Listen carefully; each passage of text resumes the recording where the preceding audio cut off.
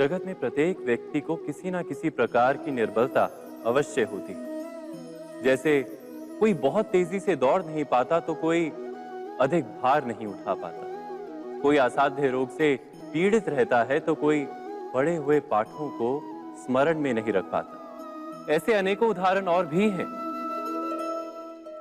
क्या आप किसी ऐसे व्यक्ति को जानते हैं जिसे सब कुछ प्राप्त हो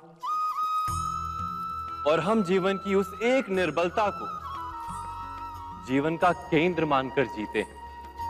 इस कारणवश हृदय में दुख और असंतोष रहता है सदा। निर्बलता मनुष्य को जन्म से अथवा संजोग से प्राप्त होती है, किंतु उस निर्बलता को मनुष्य का मन अपनी मर्यादा बना लेता है।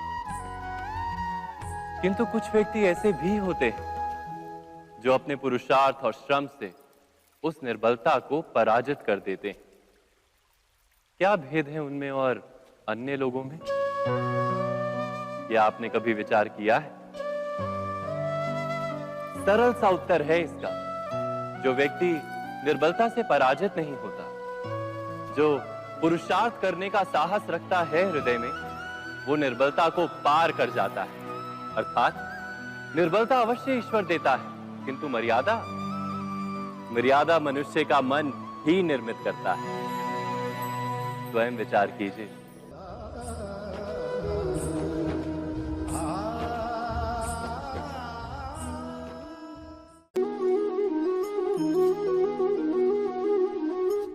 भविष्य का दूसरा नाम है संघर्ष।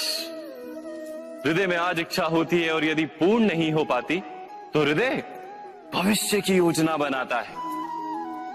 भविष्य में इच्छा पूर्ण होगी ऐसी कल्पना करता रहता है, किंतु जीवन ना तो भविष्य में है ना अतीत में।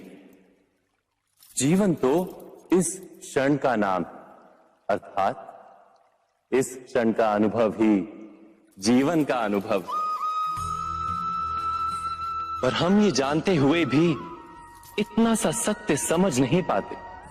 या तो हम बीते हुए समय के स्मरणों को घेर कर बैठे रहते, या फिर आने वाले समय के लिए हम योजनाएं बनाते रहते हैं और जीवन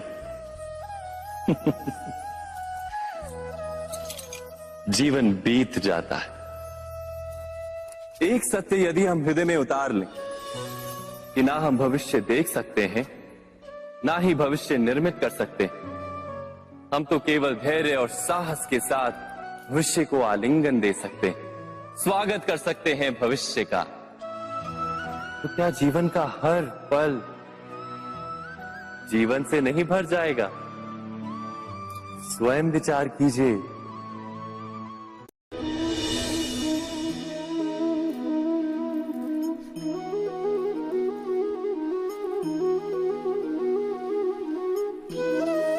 ज्ञान प्राप्ति सदा ही समर्पण से होती है, ये हम सब जानते हैं। किंतु समर्पण का वास्तविक महत्व क्या है? क्या हमने कभी विचार किया